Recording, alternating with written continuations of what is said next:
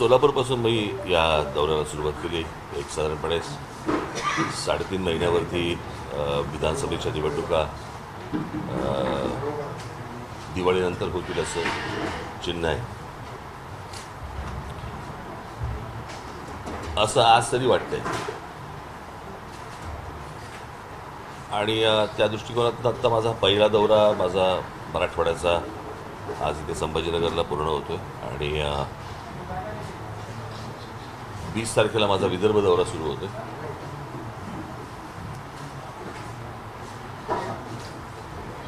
तुमच्याकडे काही बातम्या आल्या की मी दौरा आवरता घेतला वगैरे. कुठला आवरता घेतला मला कळलेलं नाही अजूनपर्यंत, कारण माझा दौरा पूर्ण झाला. मध्ये ज्या काही गॅप्स होत्या त्या मी उदाहरणार्थ हिंगोलीला मी राहणार होतो, हिंगोलीला राहायच्याऐवजी मी तिथून कव्हर करून परभणीला आलो वगैरे असं. तर ते आज हा दौरा पूर्ण होतोय माझा. सोलापूरपासून या गोष्टीला सुरुवात झाली आणि गेले अनेक दिवस मराठवाड्यामधलं वातावरण आणि मराठवाड्यामधलं एकूण राजकारण याविषयी पाहत होतो, ऐकत होतो आणि त्याची प्रचितीही आली.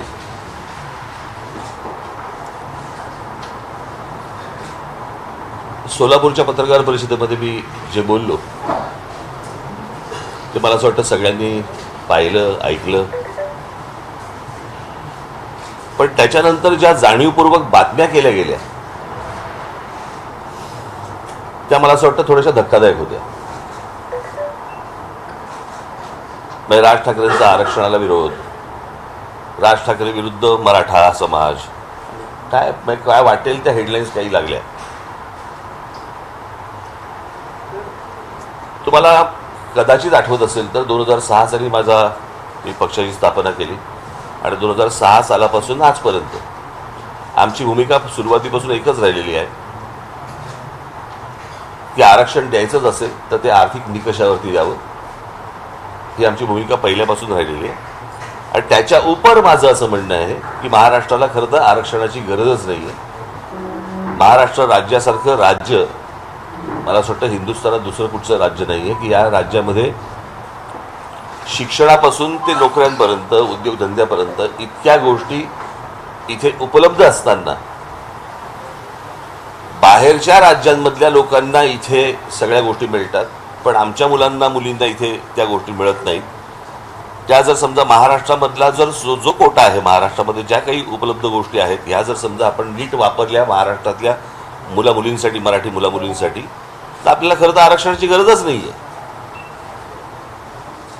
इतकं पुरून उरेल इतकं सगळ्या गोष्टी आपल्याकडे महाराष्ट्रामध्ये असताना आपल्याकडे ह्या सगळ्या गोष्टी उभ्या राहतात. आणि मला असं वाटतं ज्यावेळेला बाबासाहेब आंबेडकर, त्यांच्याही अगोदर मला असं वाटतं ज्योतिराव फुले, त्याच्या अगोदर शाहू महाराज, खरं तर आरक्षण ही गोष्ट किंवा अशा प्रकारे दुर्बल घटकांना अशा प्रकारे काही गोष्टी द्याव्यात हे खरं तर शाहू महाराजांनी तेव्हाच सांगितलं आणि त्याच्यानंतरही सगळं पुढे सुरू झालं. परंतु आर्थिक दृष्ट्या जो मागासलेला आहे अशांना आरक्षण द्यावं, कळलं का? याच्याऐवजी फक्त आपल्याकडे जातीचं राजकारण केलं जातं आणि त्या जातीच्या राजकारणामधनं माती भडकवली जातात. मग आत्ताची साधी गोष्ट सांगतो, हा माझा संपूर्ण दौरा, या संपूर्ण दौऱ्यामध्ये जरांगे पाटलांचा काही संबंध नव्हता, म्हणजे त्यांचा विषय पण नव्हता. पण त्यांच्या आंदोलनाच्या मागून शरद पवार आणि उद्धव ठाकरेंसारखी मंडळी ज्या प्रकारचं राजकारण करतायत, जे मला मराठवाड्यामध्ये दिसतंय, आणि ह्यातला अजून एक दुर्दैवाचा भाग, या मराठवाड्यामधले काही पत्रकार या सगळ्या गोष्टींसाठी म्हणून इन्व्हॉल्व्ह झालेले आहेत. म्हणजे मला त्यांची नावंही माहिती आहेत, मला कळलं का? ती योग्य ठिकाणी जातीलही, त्याच्या इन्क्वायऱ्या सुरू पण होतील. म्हणजे कोणाला पेवर ब्लॉकचे कॉन्ट्रॅक्ट्स मिळाले आहेत, कोणाला MIDC मध्ये जागा मिळाल्या आहेत, कोणाला किती पैसे मिळाले आणि त्याच्यातनं कशा गाड्या घेतल्या गेल्या आहेत, कळलं का? अशा सगळ्या गोष्टी माझ्या कानावरती आलेल्या आहेत. म्हणजे मी ज्या वेळेला ह्याला होतो धाराशिवला होतो त्यावेळेला धाराशिवला मला काही लोक भेटायला तिकडे ते बाहेर सगळे आले होते. त्या लोकांना भडकवण्याचं काम काही पत्रकार तिकडे करत होते.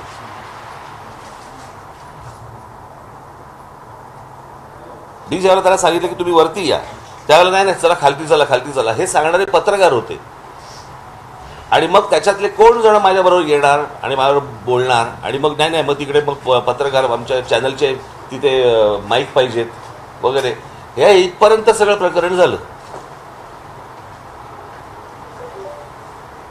त्यातले जे 2 जण होते ते पूर्वीचे असं म्हणतात ते म्हणत होते की पूर्वीचे आम्ही शरद पवारांच्या जवळचे, त्याचे फोटोही आहेत. आता पूर्वीचे तुतारी बरोबर पूर्वीचे फोटो कसे असतात हे मला कळलेलं नाही.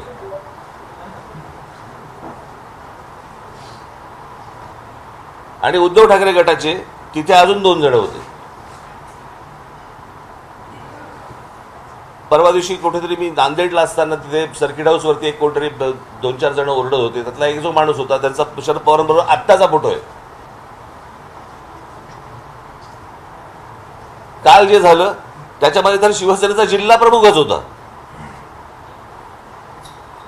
म्हणजे या सगळ्या गोष्टींशी हे सगळं अख्खं काय झालंय, लोकसभेचा जो निर्णय लागला त्या लोकसभेच्या निर्णयानंतर ह्यांना वाटलं की मराठवाड्यामध्ये आपल्याला मतदान झालं. पहिली गोष्ट मला असं वाटतं शरद पवारांनी आणि उद्धव ठाकरे दोघांनी समजून घ्यायला पाहिजे की ते नरेंद्र मोदी आणि अमित शहा यांच्या विरोधातलं मतदान होतं, त्यांच्या प्रेमाखातर मिळालेलं मतदान नव्हतं. मी नेहमी सांगत आलो की विरोधी पक्ष हा कधी जिंकत नसतो, सत्ताधारी हरत असतात. आणि त्याच्यामुळे ते जे अँटी वोट म्हणजे जी त्यांना मिळाली, मुस्लिम समाजाने देशभर मोठ्या प्रमाणावरती जे अँटी मोदी वोटिंग केलं किंवा दलित बांधवांनी जे देशभर की संविधान बदलणार या सगळ्या गोष्टींसाठी, आता संविधान बदलणार हे भाजपचाच माणूस बोलला होता ना, इतर कोणी नरेटिव्ह केलेलंच नव्हतं. पण ते जे लोक भडकले होते ते मतदान या सगळ्या लोकांना झालं इथे. त्यांना असं वाटतं की ते त्यांच्या प्रेमाखातर झालंय, ते त्यांच्या प्रेमाखातर नाही झालंय. आणि त्यांना असं वाटतंय की येणाऱ्या विधानसभेला देखील त्याच प्रकारची खेळी खेळावी. आणि याच्यासाठी आता काल तो शिवसेनेचा कोण तो जिल्हा प्रमुख ज्याला आमच्या पोरांनी मारला, नशीब पोलीसमध्ये पडले. प्रश्न असा आहे, तो ओरडत गेला 1 मराठा लाख मराठा म्हणजे काय, तर ह्यांना दाखवायचं की हे जरांगे पाटलांचं आहे. पण त्यांच्या आडून ह्यांचं विधानसभेचं राजकारण सुरू आहे हे मला असं वाटतं लोकांसमोर येणं गरजेचं आहे. मराठा बांधव असतील, भगिनी असतील, ओबीसी समाजातले बांधव असतील, भगिनी असतील, इतर समाजातले लोक असतील, ह्यांनी ही गोष्ट नीट समजून घेतली पाहिजे. शरद पवारांसारखा आज 82-83 वर्षाचा माणूस आज महाराष्ट्रामध्ये स्टेटमेंट करतो की महाराष्ट्रामध्ये मणिपूर होईल. म्हणजे या लोकांनी मणिपूर होऊ नये याच्यासाठी चिंता व्हायली पाहिजे. ते म्हणतात की मणिपूर होईल म्हणजे ह्यांच्या डोक्यात काय चालू आहे हे तुमच्या लक्षात येईल. पुढच्या 3-3.5 महिन्यामध्ये ह्यांना जेवढे काही दंगली घडवता येतील आणि जेवढ्या काही खास करून मराठवाड्यामध्ये जेवढ्या काही गोष्टी यांना घडवायच्या तेवढ्या घडवण्यासाठी म्हणून यांचे सगळे प्रयत्न सुरू आहेत. तुम्ही जर समजा शरद पवारांचं, मी माझ्या जाहीर सभेमध्ये पण सांगितलं होतं, शरद पवारांचं जर राजकारण तुम्ही बघितलं तर हे गेलं ते सगळं जेम्स लेन प्रकरणापासून यांनी सगळे सुरुवात केली आणि ते स्टेप बाय स्टेप एक जात झाली. कसं होतं, जातीबद्दल प्रेम हे वर्षानुवर्ष आहे. फक्त काय महाराष्ट्रात नाही, देशात आहे स्वतःच्या जातीबद्दल प्रेम असणं. पण दुसऱ्याच्या जातीबद्दल द्वेष निर्माण करणं हे पवारांनी जेव्हा राष्ट्रवादी निर्माण केली त्याच्यानंतर हे सगळं सुरू झालं.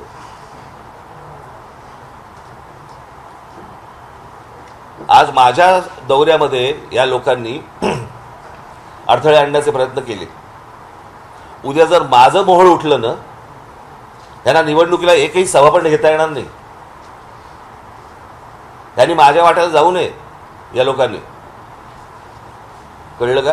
मी एकदा मागे म्हटलं होतं की यांच्याकडे प्रस्तावित आहेत, माझ्याकडे विस्थापित आहेत.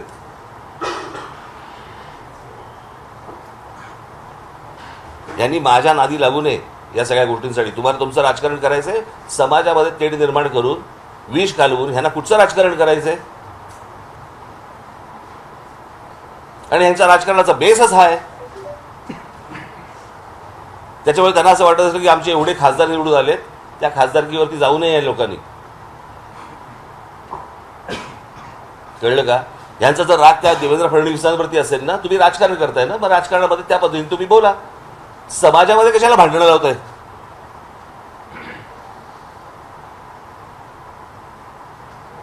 बरं, विषय आरक्षणाचा आहे ना. मला अजूनही आठवते 2003 किंवा 2004-05 वगैरे असेल, आठवत नाही मला. त्याला पहिल्यांदा मराठा समाजाचा मोर्चा त्यावेळेला, म्हणजे हे ते जे नंतर जे आले ना मोर्चे, ते नंतरचे वेगळे. पण मराठा समाजाला आरक्षण मिळालं पाहिजे याचा पहिला मोर्चा त्यावेळेला इथे आला होता. काय रे तुमचं चालू आहे रे? मुंबईमध्ये आला होता. मला आजही आठवतो, त्याचा फोटो पण तुम्हाला कदाचित माझ्याकडे असेल तो फोटो. व्यासपीठावरती तिथे जिथे मोर्चा अडवला गेला तिथे भाजपचे लोक होते, राष्ट्रवादीचे लोक होते, काँग्रेसचे लोक होते, शिवसेनेचे लोक होते आणि बाकी इतर काही लोक होते. सगळ्यांनी एकमुखांनी तिथे सगळ्यांनी सांगितलं की मराठा समाजाला आरक्षण मिळालं पाहिजे. बरोबर? कोणी अडवलं मग पुढे? अडवलं कोणी पुढे? जर तुमचं सगळ्यांचं एकमत आहे तर तुम्हाला थांबवलं कोणी? मग अजूनपर्यंत गेली अनेक 15-20 वर्ष होत का नाही आहे? म्हणजे गेली 10 वर्ष केंद्रामध्ये नरेंद्र मोदी पंतप्रधान आहेत किंवा होते, आता तिसरी टर्म सुरू झाली, पण 10 वर्ष तर होते ना, बहुमतात होते. ज्या नरेंद्र मोदींनी बारामतीमध्ये येऊन सांगितलं होतं की मैं शरद पवार जी की उंगली पकड़ के मैं राजनीति में आया. आठवतं स्टेटमेंट तुम्हाला? आठवतं ना तुम्हाला? मग त्या शरद पवारांनी मराठा समाजाच्या आरक्षणाबद्दल शब्द का नाही टाकला?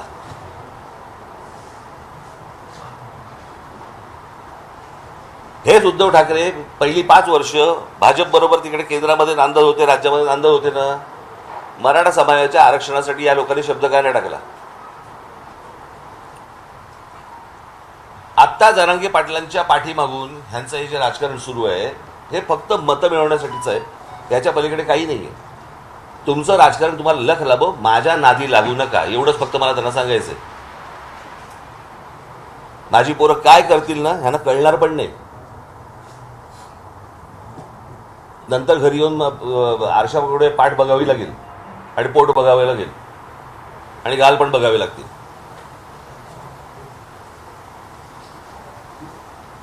अत्यंत चिखल करून ठेवला या सगळ्या अख्ख्या राजकारणाचा या लोकांनी. म्हणजे जो महाराष्ट्र या देशाला दिशादर्शक होता, आपण म्हणायचो की हे बाबा हे या प्रकारचं जातीचं राजकारण हे उत्तर प्रदेशमध्ये होतं, बिहारमध्ये होतं, बाकी झारखंडमध्ये होतं, अशा प्रकारचं राजकारण. मी तुम्हाला एक मागे उदाहरण पण दिलं होतं, आठवतं तुम्हाला? आमचे अनिल शिदोरे गेले होते एकदा आणि एका धाब्यावरती थांबले चहा प्यायला. तर धाब्यावरचा तो काउंटरवरचा माणूस आला, हे बसले होते तिकडे खाटेवरती, तो काउंटरवरचा माणूस आला आणि शिदोरेंना विचारलं कौनसी जात से हो. हे वातावरण महाराष्ट्रात आणायचंय. त्या दिवशी मी मोबाईलवरती बघत होतो, कुठेतरी मला क्लिप पाठवली, लहान लहान मुली बोलत होत्या की आम्ही ओबीसी समाजातल्या आणि आमच्या मराठा समाजातल्या आमच्या मैत्रिणी होत्या, पण आता हे सगळ्या वातावरणामुळे त्या दूर झाल्या, आम्ही पण दूर इथपर्यंत आणलं, खालपर्यंत घाण राजकारण. का तुम्हाला सत्य द्यायचंय म्हणून, मतं पाहिजेत म्हणून?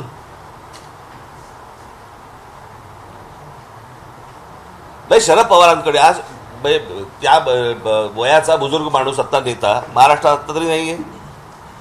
पवारांनी भूमिका घ्यायला पाहिजे की हे असलं जातीचं राजकारण महाराष्ट्रात पसरता कामा नये, विद्वेष पसरता कामा नये. तुम्हीच हातभार लावताय त्याला, तुम्हीच सांगताय महाराष्ट्राचा मणिपूर होईल. पण याचं राजकारणच मुळात तुम्ही पहिल्यापासून जर बघितलं ते फक्त जातीमध्ये विद्वेष पसरून या सगळ्या गोष्टी करायच्या, याच्या पलीकडे यांचं दुसरं राजकारण नाहीये. माझी फक्त मराठा समाजातल्या बांधवांना भगिनींना माझी विनंती आहे, ओबीसी समाजातल्या आहे, इतर समाजातल्या आहे, दलित बांधवांमधल्या तिथे पण आहे, ह्यांच्या नादी लागू नका. निवडणुका येतील, निवडणुका जातील, परंतु ही जखम बरी होणार नाही. हे सतत त्याच्यावरती मीठ टाकत राहतील. मी अनेकदा सांगत आलो, अरे एक आपण उदाहरण म्हणून पकडूया. मी मगाशी जे बोललो तुम्हाला, महाराष्ट्रासारखं सक्षम राज्य, याच्यामध्ये तर उद्योगधंदेचा हा भाग आहेच. एक तुम्हाला उदाहरण म्हणून सांगतो. उदाहरण तुम्हाला आठवत असेल, मागे रेल्वेचं आंदोलन झालं होतं, आठवतं ना? की नोकर भरती होती महाराष्ट्रामध्ये आणि त्याच्या जाहिराती होता UP बिहारच्या वर्तमानपत्रांमध्ये, महाराष्ट्रामध्ये जाहिरातीच नव्हत्या, कोणाला माहितीच नव्हतं. हे आम्हाला कळल्यानंतर हे सगळं सुरू झालं. तीच गोष्ट आपण समजा पकडूया, त्यातला एक पार्ट सांगतो, महाराष्ट्राच्या सुबत्तेचा एक पार्ट. मुंबई, ठाणा. मी ठाणा म्हणजे ठाणे जिल्ह्यामध्ये 8 महानगरपालिका आहेत, त्यातलं मी फक्त ठाणे शहर पकडतोय. हां, मी बाकीच्या महानगरपालिका पकडत नाही आहे. मुंबई, ठाणा, पुणा, नाशिक, नागपूर. मी संभाजीनगर पण पकडत नाही आता. जर या 5 शहरांमध्ये मिळून साधारणपणे किती रिक्षा असतील अंदाज आहे तुम्हाला? साधारणपणे 90 लाख ते 1 कोटीच्या आसपास रिक्षा आहेत. त्यातले जवळपास 60% ते 70% हे रिक्षा चालवणारे परप्रांतातली लोक आहेत. आता माझ्या महाराष्ट्रामध्ये परवाने मिळत आहेत हे त्यांना समजतंय, पण माझ्या महाराष्ट्रामधल्या ग्रामीण भागामधल्या तरुणांना ही गोष्ट समजत नाहीये की महाराष्ट्र राज्य सरकार हे परवाने वाटते. हे काय आजकालमधली गोष्ट नाही आहे, हे गेल्या 10-15 वर्षातली गोष्ट म्हणतो मी तुम्हाला. पण महाराष्ट्र राज्य सरकारकडनं ह्या गोष्टी दिल्या जात आहेत. आज मला साधी गोष्ट सांगा, 1 कोटी मुलांना या नुसत्या 5 शहरामध्येच काम मिळालं असतं? इतक्या गोष्टी महाराष्ट्रामध्ये उपलब्ध असताना आमची मुलं तडफडतायत का? या नोकऱ्यांपासून, उद्योगापासून, सगळ्यापासून वंचित का राहत आहेत? याचं कारण सरकार आपलं जरी असलं तरी हे आपल्या मुलांपर्यंत, मुलींपर्यंत या गोष्टी कळवत नाही आहे.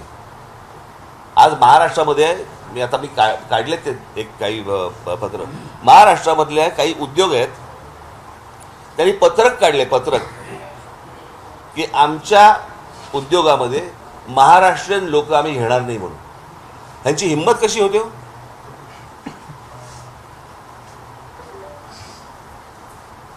म्हणजे एवढ्या सगळ्या गोष्टी उपलब्ध असताना आम्ही आज फक्त भांडतो का? आज शैक्षणिक संस्था, इंजिनिअरिंग कॉलेजपासून सगळ्या शैक्षणिक संस्था सर्वात जास्ती कुठे आहेत भारतात? महाराष्ट्रात आहेत, बरोबर?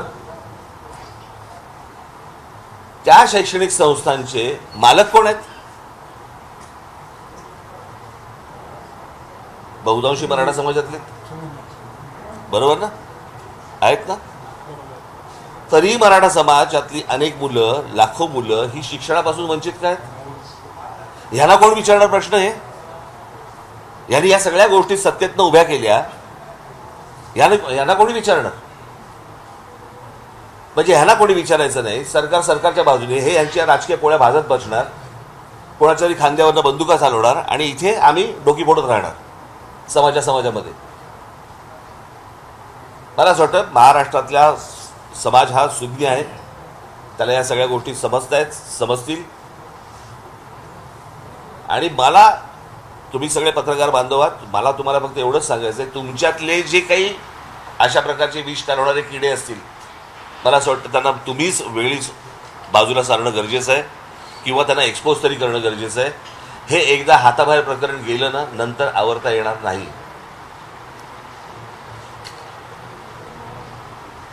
म्हणजे कालचा जो प्रसंग झाला तुमच्या ह्याच्यातला, कुठला, बीडला, त्याच्यात 3 पत्रकार सापडले ना.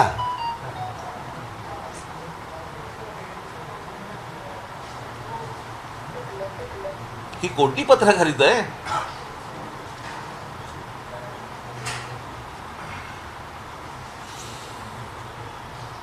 सो मला असं वाटतं की मी हा सगळा दौरा पूर्ण करून मी आता मुंबईला जाईन. 20 तारखेला माझा विदर्भाचा दौरा सुरू होईल. बघू काय विघ्न आणतात ते, आणि ते विघ्न त्यांच्या गळ्यात कशी घालता येतील ते आम्ही पाहू. संविधान बदलण्याचा जे मुद्दा तुम्ही म्हणता ते भाजपच्या खासदारांनी सुरुवातीला बोलले होते. भाजपवाले तर म्हणतात की ही फेक नॅरेटिव्ह विरोधकांनी सेट केली. नाही, मी त्याशी बोललो ना, सोलापूरला पण हेच सांगितलं की भारतीय जनता पक्षाच्या एका माणसाने नाही सांगितलं, 4-5 लोकांनी सांगितलं, तेव्हा बोलून झालं नाही. काही असतात मूर्ख, त्याला काय करणार तुम्ही. पण ती गोष्ट त्यांना शेवटपर्यंत खोडता नाही आली. तुम्हाला आठवत असेल शिवतीर्थावरचं, शिवाजी पार्कवरचं माझं भाषणामध्ये मी तेव्हा पण हे बोललो होतो की संविधान बदलणार नाही, हे तुम्ही स्पष्ट करा. आठवतं ना तुम्हाला? मी त्या भाषणामध्ये सांगितलं होतं मी, पण ते शक्य नाही झालं त्याला. मराठा आरक्षणाबाबत तुम्ही जे वक्तव्य केलंय ते महाराष्ट्राला समजलं नाही बहुतेक. आणि सर्व राजकारण्यांना सुद्धा बहुतेक ते कळलं जे काही संधी आहेत त्या या पोरांना दिल्या गेल्या नाही म्हणून हे पोरं आपल्या रोजगारासाठी तडफडतात. हे विरोधकांनी समजून सुद्धा न समजण्याची फक्त भूमिका घेतली. नाही, मला असं वाटतंय विरोधकांच्या आधी पत्रकार, मराठा समाजाला आरक्षणाला राज ठाकरेंचा विरोध ही पहिली बातमी कोणी लावली ना, तिथून पुढे गेलं ना सगळं प्रकरण. राज ठाकरे विरुद्ध मराठा समाज ह्या बातम्या कोणी लावल्या? म्हणजे पहिल्या बातम्या इथून आल्या, बरोबर आहे. आणि मग बातम्या आल्यावरती ज्यांना जे हवं होतं किंवा ज्यांनी जे सांगितलं होतं त्याप्रमाणे त्यांनी बातम्या लावल्या, ते समोर आलं, उघड झालं. म्हणजे मला एका गोष्टीचं समाधान आहे या अख्ख्या दौऱ्यामध्ये की ह्यांचं नेमकं काय चाललंय हे किमान उघड झालं. आणि ह्याच्या पुढे ते काय करणार आहेत ना हे आता लोकांना कळेल.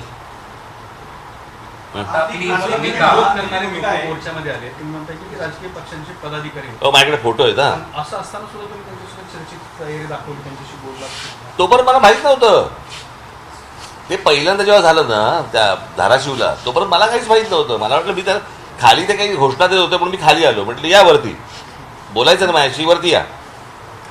ते वरती याच्याऐवजी खालतीच गेले.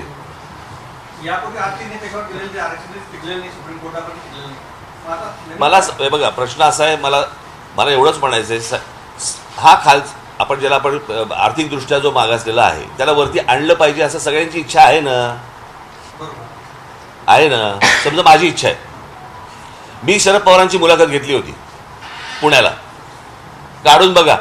हा प्रश्न मी त्यांना विचारल्यावरती त्यांनी सांगितलं होतं आर्थिक निकषावरतीच आरक्षण दिलं गेलं पाहिजे. टिकत म्हणजे कोणी टिकवायचं नाही, टिकवायचं कोणी टिकवायचं. शेवटी बघा प्रश्न असा आहे, शहाबानू प्रकरणामध्ये जर समजा सुप्रीम कोर्टाचा निर्णय फेटाळण्याची ताकद जर लोकसभेमध्ये आहे तर लोकसभाच आहे ना. उद्धव ठाकरे ही भूमिका घेतली, आरक्षणाची मर्यादा वाढली पाहिजे तरच ते आरक्षण देता येईल. काय भूमिका 50% कॅप उठवणं जी आहे, मर्यादा 50% वाढवणं, केंद्राच्या हातामधला हा निर्णय. मला असं वाटतं की खरी गरज कोणाला आहे ना ते पहिलं तपासणं गरजेचं आहे. कळलं का? हे तुम्ही टक्क्यात जाऊच नका. या टक्क्याला काय अर्थ आहे? निवडणुका आल्या की भाजपकडनं सातत्यानं आरक्षणाचे वादे केले जातात. धनगर आरक्षणाच्या बाबतीत सुद्धा त्यांनी असाच पद्धतीचा मागच्या निवडणुकीच्या आधी त्यांनी वादा दिला, त्यानंतर 5 वर्ष हा मुद्दा तसाच राहिला. भाजप सुद्धा या जातीय राजकारणाचा वापर करते असं वाटतं तुम्हाला? केलाच ना, त्यांनी पण केलंच की. माझं तेच तर म्हणणं आहे ना की हे सगळे मिळून, परंतु या सगळ्या ह्याच्यामध्ये आता गेल्या लोकसभेनंतर जे सुरू झालंय त्याच्यानंतर काय शरद पवारांची राष्ट्रवादी आणि उद्धव ठाकरेंचा काय जो गट जो असेल तो, हे ज्या हिरिरीने पुढे आलेत विष पसरवायला ते जर जास्तीच आहे. लोकसभा निवडणुकीच्या वेळेस सुधारणा चालू आहे. साहेब, लोकसभा निवडणुकीच्या वेळेस मनसे नरेंद्र मोदी दिल्लीत पाहिजे म्हणून त्यांच्यासोबत होतं. आता विधानसभेला तुम्ही महाराष्ट्रभर दौरा करतायत, विधानसभेचे काही उमेदवारी सुद्धा तुम्ही जाहीर केल्यात मनसेच्या. मग महाराष्ट्रात आपल्याला एकनाथ शिंदे, फडणवीस, अजित पवार नकोत का? प्रश्न असा आहे ना, काय आहे, 3 लोकांची एक कंपनी आहे, त्यांचे स्टेक ठरलेले नाही आहेत. कुठून चौथा पार्टनर घेणार? महाराष्ट्रात खरी गरज ज्यांना, आरक्षणाची खरी गरज ज्यांना आहे त्यांना दिलं पाहिजे. म्हणून मराठा समाज जी आरक्षणाची मागणी करते तर त्यांना आरक्षणाची गरज आहे असं तुम्हाला वाटतं का? जो गरीब आहे त्याला असणारच ना. कळलं का? मराठा काय आणि कोणी काय, तुम्ही कशाला त्याच्यात फोड करताय? मी आत्ता हे जे पत्रकार आहेत ना इथे समोर उभे आहेत, बरोबर आहे, इथे उभे राहून सांगा यांची जात कुठची. सांगता येईल का यांची जात कुठची? सांगता येईल का? नाही ना. आपण कशाला फोड करतोय? आंदोलन सुरू आहे म्हणून. हो, पण म्हणूनच माझं तेच म्हणणं होतं. आता मागच्या वेळेला पण मी आठवत असेल तर तुम्हाला, जरांगे पाटलांचं आंदोलन चालू असताना तिथे बोललो होतो ना मी. होतात ना तुमच्यापैकी कोणी तिकडे, की तो टेक्निकल प्रॉब्लेम आहे. आणि जर कसं आहे, हा फक्त महाराष्ट्रातल्या मराठा समाजाचा विषय येत नाही. एक जर विषय आला तर बाकीच्या राज्यांमधल्या जे इतर जाती आहेत त्यांचाही विषय येतो भर. आणि त्या बाकीच्या राज्यांमध्ये कोणी काढायला तयार होत नाही आहेत. जाती मतांचं राजकारणच सगळे पक्ष डोळ्यासमोर मांडलेत ना. सगळ्या पक्षांचा एकच अजेंडा असतो, जातीय बघा, राजकारण. माझं असं म्हणणं आहे, माझं सांगणं कोणाला आहे? राजकीय पक्षांना नाही आहे. माझं सांगणं समाजाला आहे की हे जे विष कालवत आहेत, ह्या विष कालवण्याला तुम्ही थारा देऊ नका. एवढंच फक्त माझं म्हणणं आहे. कारण ह्याच्यामधले काही जे मुठभर आहेत हे फक्त हे तुम्हाला सांगतो 3.5 महिन्यानंतर ना हे कोणी नसणार. यांचं काम आटपलेलं असेल. विषय नीट समजून घ्या. आणि बघा, तुम्ही माझ्याकडनं काही बदलून घ्यायचा प्रयत्न करत असाल, मी बोलीन पण इतके अज्ञानी पण दाखवू नका. हा, संबंध नाही. मात्र आम्हाला इशाऱ्याने धमके देऊ नका. तुम्हाला जर धमक्या द्यायच्या असतील तर फडणवीस आणि महाराष्ट्र द्रोह्यांना असं संजय कोणाला नाही, ती शरद पवारांची सोंगटी आहे. ती करवली, त्यांच्या अमंगल कार्यातली करवली आहे ती. कळलं का? ती उंबरठ्यावरती बसून तिकडेच आयुष्य जिजवणार. तुम्हाला उत्तर प्रदेश, बिहार आणि महाराष्ट्र याच्यातल्या राजकीय पट जो आत्ताचा आहे त्याच्याविषयी तुम्हाला काय म्हणायचं? काय सॉरी, एकूण जो बिहारचा आणि महाराष्ट्राचा जो राजकीय पट आहे त्याच्याविषयी तुम्हाला काय म्हणायचं? कारण नाही, त्यांच्यासारखा पट आपण निर्माण करतात इथे लोक. असा महाराष्ट्र तुम्ही पाहिलात का? जरा मला जरा सांगा. तुमच्यातलं आता माझ्याकडनं काय वधून घेणं आणि तुम्हाला काय छापणं बिपणं हा जरा आपण बाजूला सारू. पण एक पत्रकार म्हणून तुम्ही इतकी वर्ष या सगळ्या फील्डमध्ये आहात, मराठवाड्यामध्ये आहात, असा होता का हो महाराष्ट्र? हा, बाकी सगळं ठीक आहे, राजकारण होत राहील, बाकीच्या सगळ्या गोष्टी होत राहतील. एकदा कधीतरी आपण स्वतःला पण विचारलं पाहिजे ना, असे होतो का आपण? राजकारणी सुद्धा म्हणजे आता कसं आहे, महापुरुष जातीमध्ये वाटून घ्यायचे, संतांची आडनावं बाहेर काढायची, हे असं नव्हतं कधी. हे ज्यांना त्याच्या मागून जे त्यांना राजकारण जे खेळायचंय तेच हे सगळे उद्योग करतायत. पण राजकारणी सुद्धा त्यावर डिसेंट होते. राजकारणी सुद्धा बदलले जातात. राजकारण्यांना सुद्धा हे जातीचे संघर्ष हवे आहेत. म्हणजे लोकही बदलले, महाराष्ट्र बदलला, नेते बदलले. आता मी परत तेच सांगतो, पत्रकारही बदलले. नक्कीच बदलले. बरोबर ना? सगळ्यांनी यांच्यामुळे जर परिस्थिती बिघडते असं तुमचं म्हणणं आहे. दरबार शिंदे असतील, फडणवीस असतील किंवा अजित पवार असतील, यांची नेमकी भूमिका काय आहे? हे बघा, मी तुम्हाला एक गोष्ट सांगू का, या सगळ्या याच्यामध्ये सगळ्यांनीच या जातीचे समीकरण ह्याच्या अगोदर आखली. पण हे ज्या प्रकारचे तीव्रपणे जे विष कालवत आहेत असं मी तुम्हाला एक अजित पवारांबद्दल एक गोष्ट तुम्हाला सांगतो. हे ज्या वेळेला शरद पवार ज्या वेळेला बरोबर होते ते बरोबर, आणि पवारांचं हे सगळं राजकारण सुरू होतं ना जेव्हा, बरोबर, ते जेम्स लेन, मी तुम्हाला नक्की खात्रीलायक सांगतो, अजित पवार कधी जातीच्या राजकारणामध्ये कधी पडले नाहीत, एवढं निश्चित. बाकी माझे अनेक मतभेद असतील, माझे असतील, अनेकांचे असतील, पण जी योग्य गोष्ट आहे मला असं वाटतं ते कधी जातीच्या बाबतीत आजपर्यंत त्याचं कधी वक्तव्य पण ऐकलेलं नाही आणि ते कधी या बाबतीत भानगडीत कधी पडलेलं नाही. मग एकीकडे होत असताना सर राहुल गांधी आणि बाकीचे नेते सुद्धा जातीनिहाय जनगणनेची मागणी करतात. मी परत तुम्हाला तेच सांगतो, जात तुमची काय जात असेल मला माहिती नाही, पण जात तुमची तुम्हाला प्रिय असेल, दुसऱ्या जातीबद्दल विद्वेष पसरवू नका, एवढंच माझं सांगणं आहे ना. आपण 30 रेकॉर्ड घासतोय की नाही मगापासून, बरोबर, हां, तेवढंच माझं म्हणणं आहे. जातीचं राजकारण हे काही नवीन नाही आहे महाराष्ट्राला आणि देशाला, पण ह्या प्रकारचं राजकारण तुम्ही ह्याच्या अगोदर कधी पाहिलं नसेल. यातून बाहेर कसं पडायचं हा एक पाटलांविषयी असं म्हटलं की तुम्ही आंतरवलीला गेल्यानंतर तिथे तुम्ही त्यांना सांगितलं होतं. या वक्तव्यावर उत्तर देताना जरांगे पाटील असंही म्हटले की त्यांनी माझ्याकडे ऐकून घेतलं, ऐकल्यानंतर असं म्हटलं की असं असेल तर मराठा समाजाला राजकारण आरक्षण मिळालं पाहिजे. माझं मी तुम्हाला दुसरं आज त्यांनी आणखीन एक असं वक्तव्य केलंय आपल्या वक्तव्यानंतर की आता राज ठाकरे यांच्या विरोधात आंदोलन करू नका, गरज पडली तर मी मुंबईला जाऊन राज ठाकरेंची गचुंडी पकडेन.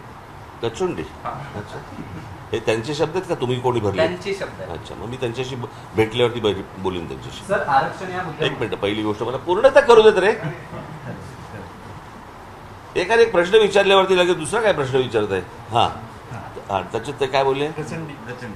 मुळात पहिली गोष्ट लक्षात घ्या, हे काही त्यांनी पाठवलेली माणसं नव्हती. बरोबर आहे. आधी कोण माणसं होती हे मी तुम्हाला मगाशी सांगितलं ना. आपण का परत तेच बोलतोय? मी बसलोय म्हणून तेच विचारताय का तुम्ही? की प्रश्न संपलेत? नाही, त्यांचं नाही, आज झालं, आता संपला विषय. मी मगाशी तुम्हाला सांगितलं त्याप्रमाणे त्यांची माणसं नव्हती. हे काय त्यांच्या बरोबरचे आंदोलनकर्ते नव्हते. हे शरद पवार आणि उद्धव ठाकरेच्या बरोबरची माणसं आहेत ही. त्याच्याबद्दल काय बोलायचं मगाशी बोललोय मी. सर अशा परिस्थितीमध्ये आता आपण मग पुढे जायचं कसं? कारण हे जर त्यांचा जर बघू दंगल आता. घडवण्याचा कट आहे किंवा या सगळ्या जाती द्वेष तुम्ही वाढवण्याचा प्रयत्न आहे, अशा परिस्थितीत काय तुम्ही केलं? सगळे चांगले पत्रकार आहात असं मी समजतो. नाही, नाही तुम्ही सांगितलं पाहिजे सर. साहेब, मनसे किती जागा लढवेल अलर्ट. राज्यामध्ये? राज्यावरती संपूर्ण बांगलादेश राज्यामध्ये हिंसाचार झाला, हिंदूंच्या घरावरती तिकडे अटॅक होत आहे. ते जर शरण आले भारतात तर त्यांना तुमचा पाठिंबा असेल? कोणाला? त्याने काय अहो, सगळ्या जगाची काय गोष्टी आपण व्हायच्यात का? त्यांचं त्यांना बघू देत ना. एबीपी माझा, उघडा डोळे बघा नीट.